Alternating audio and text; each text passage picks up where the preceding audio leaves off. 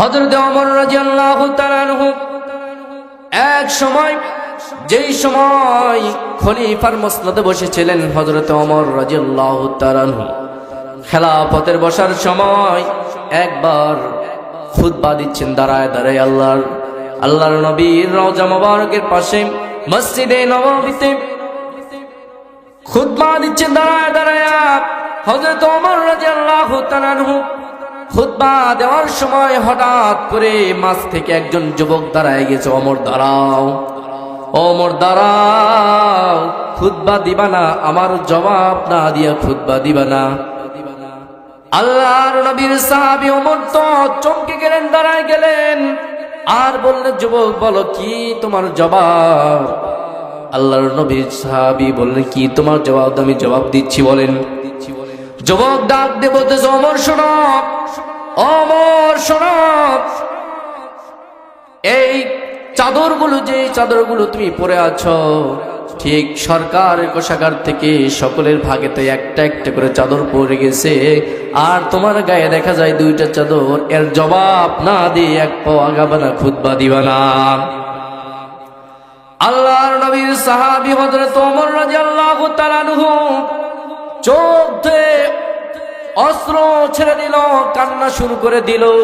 কারণ সামনে আল্লাহর নবী মুহাম্মদুর রাসূলুল্লাহ সাল্লাল্লাহু আলাইহি সাল্লাম ঘুমায় আছে, পাশে আবু বকর ঘুমায় আছে, তাদের সামনে কাঠগড়ায় দাঁড়ায় গেছে ওমর। এই ভয়ে কান্না শুরু করে দিছে, আর কান্না করতে করতে বলে, মাঝ থেকে ডাক দেওয়া, আমার ছেলে আব্দুল্লাহ, তুমি কি আছো?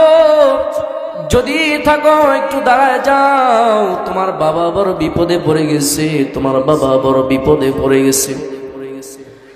আব্দুল্লাহ দাঁড়ায় দাঁড়ায় বলে, ও যুবক, মদিনার মানুষ, ও আল্লাহর নবীর সাহাবীরা, একটু শোনো, আমার বাবা হযরত ওমর রাদিয়াল্লাহু তাআলা আনহু যে চাদরগুলো পরে আছে, চাদর নেওয়ার আগে, চাদরের পরামর্শ প্রশ্নের আগে একটু চিন্তা করে দেখো, আমার বাবা কোনদিন এমন মানুষ, দায়িত্ব নেওয়ার পরে, খলিফা হওয়ার পরে আমার বাবা কোনদিন ঘরের দরজার সিটকে লাগাই নাই। কারণ এমন সময় কোন ব্যক্তি যদি যায় আমার বাবাকে ডাকে, আর আমার বাবা যদি ঘুমিয়ে থাকে, ঠিক যদি একটু সময় দেরি হয়ে যায় আসতে, এই জন্য আমার বাবা খলিফা হওয়ার পরে কোনদিন ঘরে সিটকি লাগাই না। আল্লাহু আকবার। শুধু তাই নয়, আমার বাবা কোনদিন রাতে ঘুমায় নাই, শুধুমাত্র দিনের বেলা 2 ঘন্টা ঘুমাইতেন। ওই মাঠের মাঝখানে যে গাছটি দেখতে পাচ্ছ, গাছের শিকড়ের মধ্যে দিনের বেলা মাত্র 2 ঘন্টা ঘুমাইতেন, আর সারা রাত জেগে জেগে পাহারা দিতেন, কোন জায়গায় কোন প্রয়োজন, কি প্রয়োজন, কে অনহারে আছে, কোথায় কি অবস্থা আছে। ওমর রাদিয়াল্লাহু তাআলা আনহু এইভাবে রাতের বেলা ঘোরাফেরা করতে আমার বাবা। ও মদিনার যুবক, ও মদিনার যুবক, এই জন্য খেয়াল করুন। আর তুমি যে প্রশ্ন করেছ, আর ওমর রাদিয়াল্লাহু তাআলা যে 2টা চাদর কেন, কোথায় পালন? আমার বাবা শুধুমাত্র একটা কাপড় রয়েছে, একটা জুব্বা রয়েছে।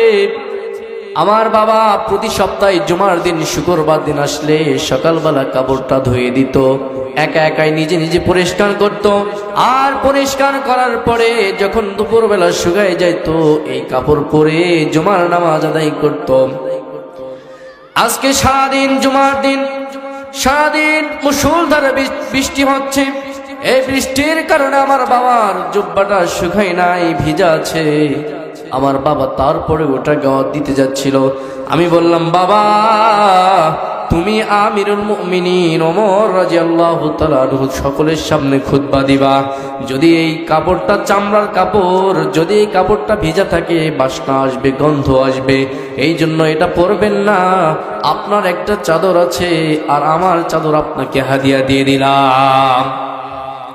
এই 2টি কাপড় পরে হযরত ওমর রাদিয়াল্লাহু তাআলা খুতবা দিতে দাঁড়িয়ে গিয়েছে। এই কথা শুনে যুবক ডাক দিয়ে বলতেছে, ভাই ওমর, ও ভাই ওমর, আপনার কাছে আমি শুধু মাপ চাই, শুধু তাই নয়, আপনার দাঁড়িয়ে দাঁড়িয়ে খুতবা শুনবো এটা তাই নয়, আজ থেকে আমি এমন ভাবে প্রস্তুতি নিলাম, আপনার একটা ইশারায় আমার জীবন দিয়ে দিব। বলেন আল্লাহু আকবার। ও দুনিয়ার মুসলমান, ইসলামী রাষ্ট্রগুলো এমন হতো যদি ঠিকভাবে একই অবস্থায় যদি প্রত্যেকটা নেতাকে যদি প্রশ্ন করা হতো, আপনি ভোটের আগে আপনি বারবার মানুষের দরওয়াজায় যায় ভোট চায় আপনি এমপি হয়ে গেছেন, এমপি হওয়ার পরে আপনি বেগম পাড়া বানাচ্ছেন বিদেশে, এটা কি ঠিক করা যাইতো? আরে হয়তো কিনা? ও দুনিয়ার মুসলমান, একটু গভীর মনোযোগ দিয়ে শুনবেন।